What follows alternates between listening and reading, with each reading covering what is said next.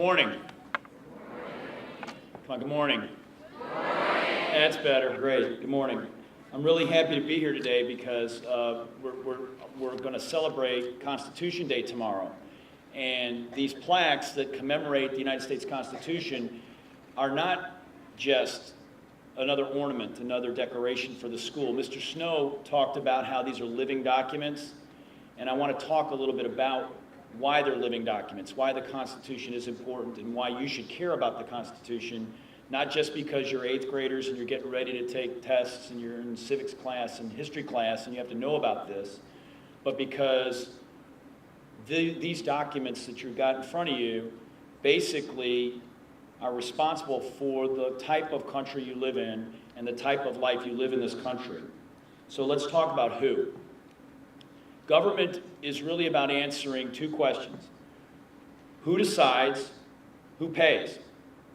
Every kind of government, whether it's the government of the United States of America, the government of the Commonwealth of Virginia, has a system for figuring out who gets to decide certain questions. In our system of government, those questions are answered by these documents. Okay? These documents are basically the blueprint, the design document for what our government looks like. Who decides cases and controversies? Under our system of law, something called the judiciary. The judicial branch decides cases and controversies. They make decisions. Judges and courts make decisions about whether or not someone is guilty of a crime, whether or not they ultimately go to prison, whether or not they have to pay restitution to the victim, whether or not they lose a civil lawsuit. Okay? The system also tells you who decides whether or not we declare war. Under our system of government and the Constitution, the Congress of the United States decides whether or not we declare war. It tells us who the Commander-in-Chief of the United States military is, the President of the United States. These documents are living documents because they're a blueprint for the type of government that we live in today that determines the answers to the questions that are most important on a daily basis. And it does it, as you know, with 3 branches of government. Why did they write these documents? The people that wrote these documents had just lived through some pretty amazing times.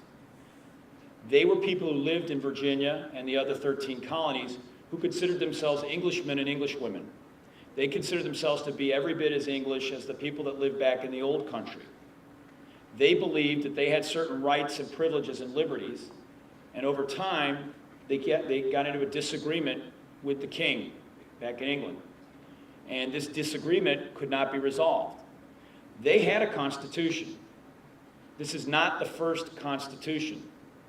The British today still have a constitution. The difference is this is the first constitution that everybody thought they should write down on a piece of paper. And the reason they wrote it down on a piece of paper was because the Englishmen that lived in England at the time and the Englishmen that lived in Virginia, who would ultimately consider themselves Americans, had a difference of opinion about what their rights were and what their privileges were and what their liberties were. And because it never had been written down, there was no way to resolve that difference of opinion except by force of arms. And after a long war where they fought for their liberty from the crown, they said, we will never again let the government become too powerful. We will never again allow the government to do things that violate our rights and privileges as citizens. And in order to prevent that, we're going to write it down this time. We're going to put it on a piece of paper. So this isn't just some dead piece of paper. It's the blueprint for a government, and it's a blueprint that determines the kind of country you live in today. I want you to look at the middle thing. The middle document is the Bill of Rights. How many amendments in the Bill of Rights? Who knows? How many? 10. Now, why are there 10 amendments to the Bill of Rights? Who knows? Anybody? Why are there 10 amendments to the Bill of Rights?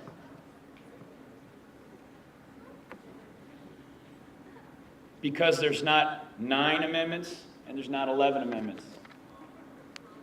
Why did they pick 10? They picked 10 because it's a laundry list of bad things that the English king did to them. Look at each of these amendments. They tell you what the government cannot do. The government can't put troops in your home. That's the 3rd Amendment. Why did they write that down? Because the king would put troops in their home to spy on them and to keep them from being rebels. The Second Amendment says that the government can't take your firearms away. that you have a right to keep and bear arms. Why is that there? Because the English king sent troops to take guns away from citizens so that they couldn't protect themselves and their families. There's a Fourth Amendment. The Fourth Amendment says that they can't search your house. The government can't come into your house without a warrant that is issued by a magistrate based on probable cause. The reason they had that is because the English government would send troops to come to your house at any time of the night to search your house without any cause. They wrote these things down. There are 10 amendments because it's a laundry list of protections against things that their very government that was designed to protect them had done to them as subjects of the crown. They lived through very dangerous and difficult times, and based on their hard-fought and hard-won experiences, they wrote this document, and we're still the beneficiaries of this document today. Today, not just in classrooms where you're studying for history exams, but on the street, every time you see a police officer has a car pulled over. In the state legislature and in the Congress of the United States, when you see elected officials debating the policies and the issues of our time.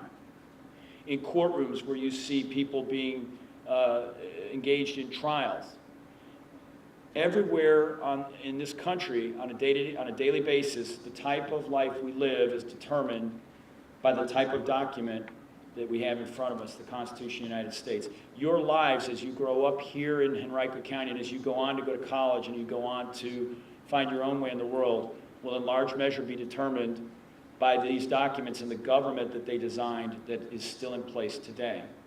And whether you stay in Henrico for the rest of your life, or especially if you go overseas, especially if you travel around the rest of the world, I think you will learn that Henrico is a much different place, and Virginia is a much different place, and America is a much different and a much better place than a lot of other countries around the world, precisely because of these documents that you see before you. So I want to thank you all for giving me the opportunity to be here with you today to play a small part in commemorating our Constitution and in joining with you to celebrate this great event, which is these bronze plaques, which will be a reminder not just to you for the rest of the time you're here at Moody, but also to every student that comes through these doors of how important the Constitution is, not just in a classroom or a courtroom, but how important the Constitution is in our day-to-day lives wherever we go in the United States of America. So thank you very much for letting me be here with you today.